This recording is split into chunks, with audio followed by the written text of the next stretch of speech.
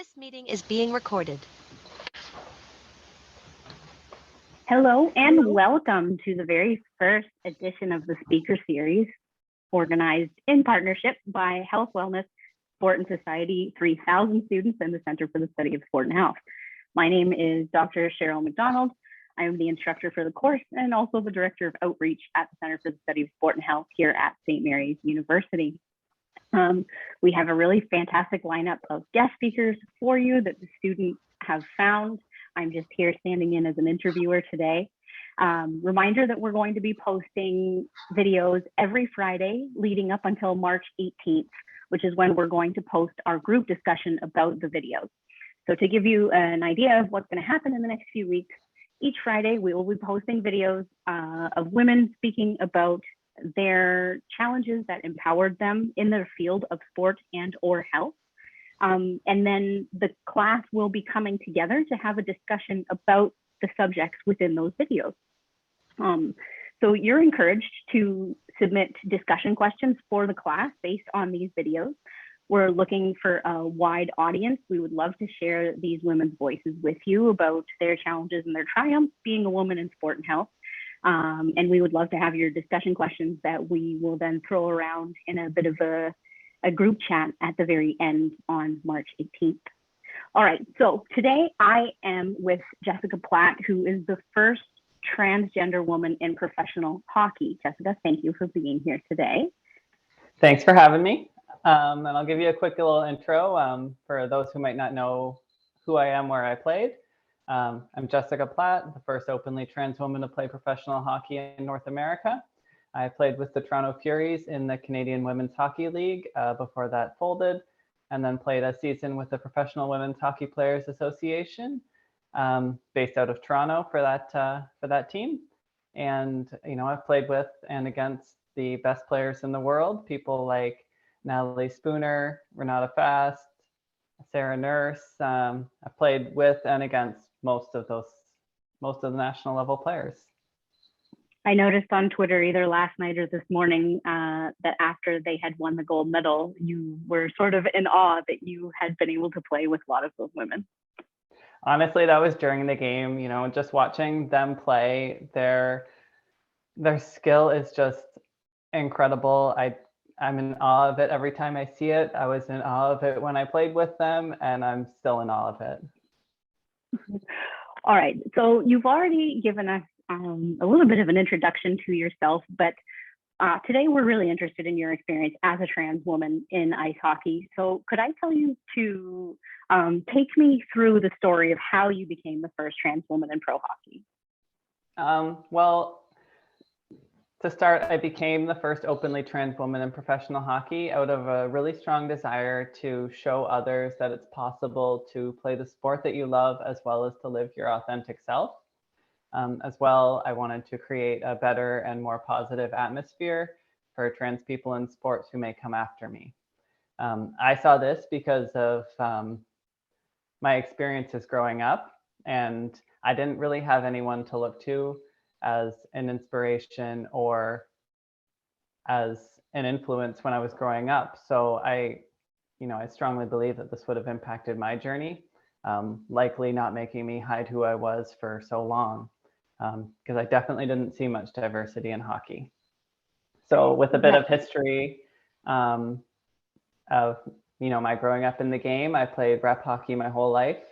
I was the type of player who coaches loved. I was quiet, I worked hard, and by the end of the year, I was consistently the person that people relied on, in the finals, in the big moments of the game. Hockey was something that I loved. Hockey was easy, and everything was simple when I was on the ice. Off the ice, though, I was quiet. I kept to myself. I often heard misogynistic, homophobic remarks. And at this time in my life, I had never heard of a transgender person, and I didn't really know what it meant. The extent to which I knew of a trans person was that they were only ever used as a joke in the media. They were always equated to a man in a dress, and their identity was completely invalidated. They were not respected. They were not treated with dignity. And this resulted in any types of feelings I had that may have aligned with me questioning my gender and identifying in that way. Any of those feelings were quickly pushed down so far to a point that I am still, trying to undo that damage today. Anyone who was different from the norm, they were ridiculed. And because of this, I really hid who I was.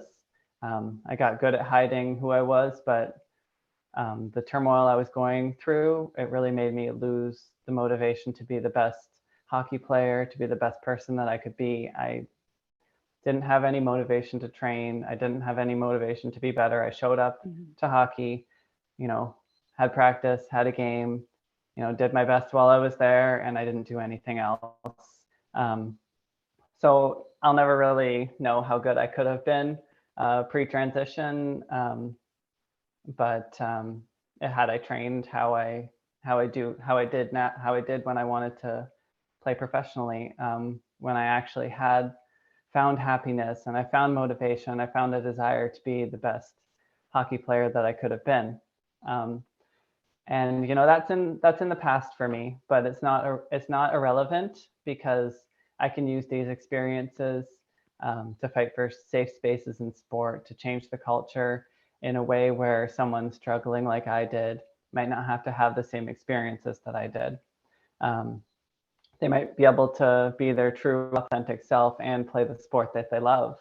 So that's a little bit about my background, and we'll skip ahead. So my journey to pro hockey was, long. I had quit playing hockey for 7 to 8 years, and I really started again after my transition. And I had the motivation to be the best athlete I could be, the best person I could be. I trained relentlessly to get where I knew I could be. And it wasn't easy, but I eventually made the Toronto Furies after not making the full roster the first year. I trained nonstop for the whole year for the next year's training camp. But once I made that team, I started to realize that I had a platform that I could use to create some positive change in the world. I had never wanted to come out publicly. I just wanted to live my life quietly and just kind of, pass by. And, I saw other trans athletes coming out. I saw Harrison Brown, Chris Mosier, Fallon Fox, and I saw the impact that they were having in, the sporting world for trans athletes. And I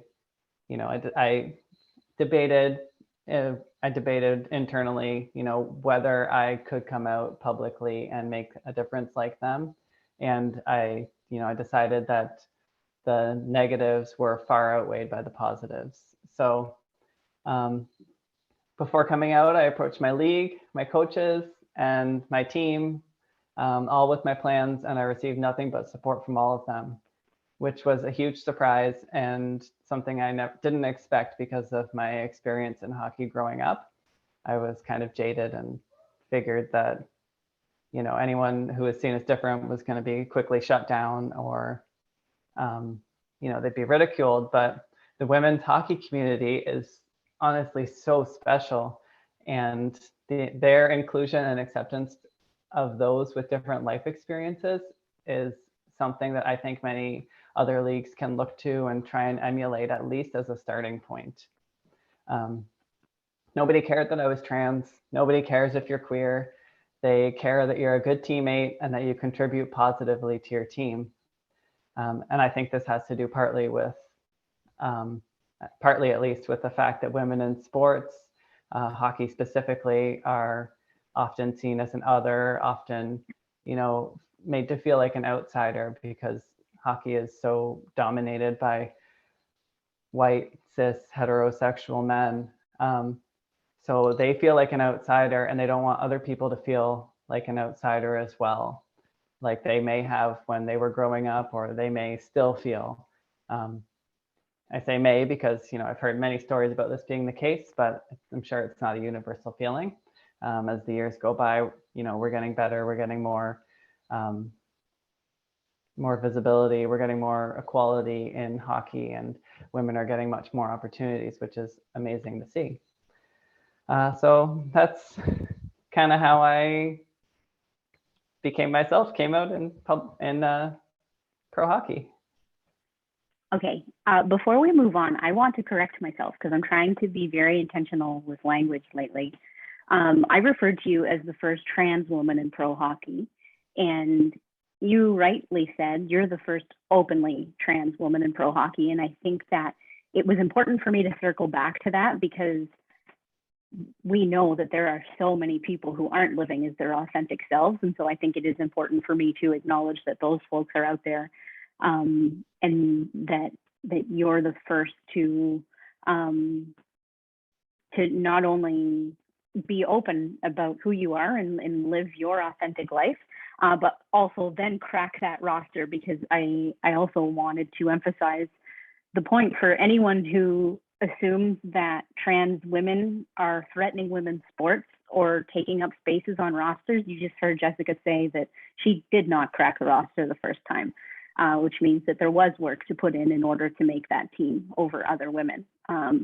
So yeah, before we moved on, I really wanted to echo those two things. Okay, so next, tell me about the things that you yourself are doing to create change for inclusion for trans folks in the hockey community.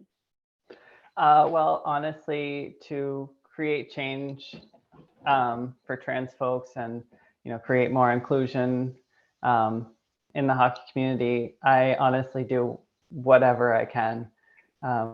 Pretty much any opportunity given to me to put my story out there and to promote inclusion and acceptance in sport, I will take. This typically involves me speaking to a group, being a panelist, and sharing my experiences when I can. So, maybe groups implementing policies can have input from someone who with lived experience in these policies. I think it'd be very important for them to have that kind of input. I do a lot of education. I talk very openly and honestly about my experiences with transition. I will, remind people that I lost so much speed and muscle mass throughout my transition. I try and help people understand that a trans woman in sports isn't as scary as some people make it out to sound. And, I really want people to see that the effect that their actions, policies, and words can have.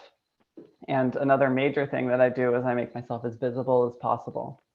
So other people with similar experiences to mine can feel seen. They can have a solid example that they can live their authentic life and play the sport that they love as well. But most importantly, that they can have a happy life, because, it's great to play a sport. It's amazing. But really what we should strive for is to be happy in life, which is something that I never could have fathomed. And I also, use my visibility to reach groups that might not typically find themselves seeing someone like myself. One example of this is I wrote a chapter in Bob McKenzie's book, Everyday Hockey Heroes, Volume 2. I'd see that targeted towards the typical hockey crowd, which is cisgender, white, heterosexual predominantly. And, I chose to do this because I thought that if they read about a trans person, they read about my experiences, they might realize that the horrible things they might hear about trans women aren't all true. They might be able to see my humanity and feel like they know me, potentially feel like I would likely be the only trans woman they would know. And hopefully that humanization will help them to think critically and, maybe reevaluate the opinions that they've had before based on the information that I've given them. Awesome, thank you. I can attest to all of that because anytime that I ask you to help me out with anything, you're right there. And I see you on socials and putting yourself out there. And I just wanted to say because I don't know if I've ever actually said it to you, that I think it's very brave of you to do that, because it shouldn't be your responsibility to do neither the emotional or the intellectual labor of educating folks and trying to basically change some people's minds. So I appreciate that you use your capacity in order to do that. Thank you for that. I would, I do anything I can. I just want to make other people's lives easier. I want to help other people who may have shared similar experiences as me. Amazing. Okay. So before we wrap up, my last question for you is, what would you like to see in the future? And we're talking about women's sport and health more broadly. So whether that is for trans inclusion in the future or for women's hockey in the future, tell me all the things. Well, I would like to see so many things. I'll start with trans folks, for inclusion for trans folks. In the future, I'd love to see obviously more research. If I'm not mistaken, there has been more and more research coming out supporting trans women's inclusion in sports, which is great. I'm not an expert in research, so I would love to see it. So that would be absolutely amazing, because it would lead, having more and more research to back up trans women's inclusion in sports can only, help people to really understand that trans women belong in women's sports because they're women. And in my ideal future, trans folks would be included, but also they'll feel safe in the sports world, because it's one thing to feel included. It's one thing to be included, but it's another thing to feel safe. Right. I've gotten a lot of messages from people who told me that they didn't feel like they belonged in the hockey world. They felt like they were forced out of the sport because they're trans, and that there was no place for them until they saw me play. And that breaks my heart, because, it shouldn't be like that. You shouldn't have to feel like you can either be yourself and pursue a happy life, or you can play hockey. So I want them to feel safe and included. I wish I had all the answers specifically for that, but I want them to feel safe in the hockey community. I want them to feel welcome to play, accepted for who they are, and not to feel like they have to hide who they are in order to play. And for women's hockey, I have so many hopes for the future. First and foremost, I want a league where all of the best players play. Right now, we don't have that. There's two competing factions, the PHF and the PWHPA, and the PWHPA is predominantly, most of the Olympians play in the PWHPA. If I'm not mistaken, the PHF has a few Olympians, but I would absolutely love one league united where all the best people play in it, where people aren't divided and everyone just supports women's hockey and everything's great. I want women's hockey players to be paid a living wage, so they don't have to have a full-time job, practice on weeknights, and have games on weekends, because it's extremely tiring. And my partner used to joke that she was happy when hockey season ended because she got me back. Because this is how my typical week looked. Monday, I would work 6 a.m. to 2 p.m. I would drive to Toronto, have practice, get back at around 11 p.m., maybe midnight, and do that the next day. I would have probably about 3 practices a week on weekdays. And then I didn't work on the weekends, but we would get to the airport at about 5 a.m. on Saturday morning, fly out to wherever we were playing. If it was an away game, we would land, go to the hotel, drop off our stuff, go to the arena, play a game, have food, come back to the hotel, sleep, wake up on Sunday morning, go play a hockey game, go straight from the arena to the airport, fly back, make it home at midnight, 1 a.m., and then, be at work on Monday. So it was absolutely insane. And to have to do that to play professional hockey is you can't really put the best product on the ice when you're stretched so thin. I want them to have the resources they deserve, access to medical staff, training facilities, equipment, recovery facilities. We had 1 or 2 athletic therapists for the most part. We didn't have a ton of training facilities. We had a gym where we worked out once or twice and warmed up before games. That was pretty much it. We had a strength coach 1 year, which was great. Equipment, we got all the stuff that people can see on the exterior. I think I received 1 hockey stick over the course of my 2 years, and it wasn't even the right flex or curve because they messed that up and never gave me the proper one. So, that they could do better with that. I want better and more media coverage. It's such a vicious cycle because these companies say that they're not going to get enough viewers, except they don't get the viewers because they're reliably broadcast. Nobody knows if it's on or exists because it's not advertised. The odd time I played a game on TV without fail, every single time I heard people talking about how they didn't know the league existed. They didn't know women's hockey was good. They just stumbled upon it on TV, and they had no idea because it wasn't advertised. It wasn't there regularly. It was just kind of a one-off on a Sunday afternoon or something. And I want them to get the respect that they deserve, because I'm really, I get tired of hearing, beer league bros thinking that they're better than these world-class athletes and talking down about, the women they probably just cheered on in the Olympics, who won a gold medal. They deserve the respect. They put in superhuman amounts of effort and to be the best and to really make this hopefully a career for them. And I want them to get everything that they deserve, even if it's seemingly a fraction of professional men's athletes. They deserve so much more than they get. I am a little bit biased, but as somebody who has the research on it, I completely agree. All right, so those are all the things I wanted to cover. Before we wrap up, is there anything that you want to add that you feel you didn't have the chance to say?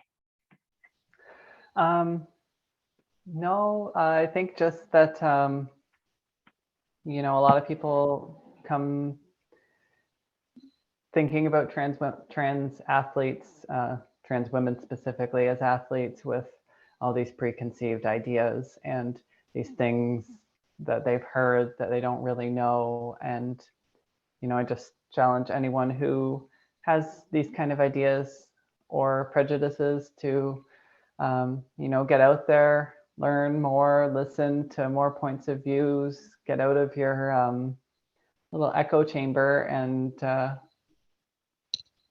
expand your worldview. There you have it, folks. We have a call to action from Jessica Platt. So first, Jessica, I want to thank you for being with me today. And I want to remind our viewers, if you want to submit discussion questions for the students to talk about anything that Jessica brought up in this video, please feel free to do that. And it might also be an opportunity to share the things that you learned based on Jessica's challenge to educate yourself and spread awareness, spread kindness. And we will look forward to hopefully touching on a lot of those things on March 18th. So again, a final reminder that every Friday until then, we will be uploading videos a lot like this one, full of cool information from amazing women working or living in sport and health fields. Submit your discussion questions for the class at the end. And Jessica, thank you one last time for giving us your very precious time today. Thanks for asking me.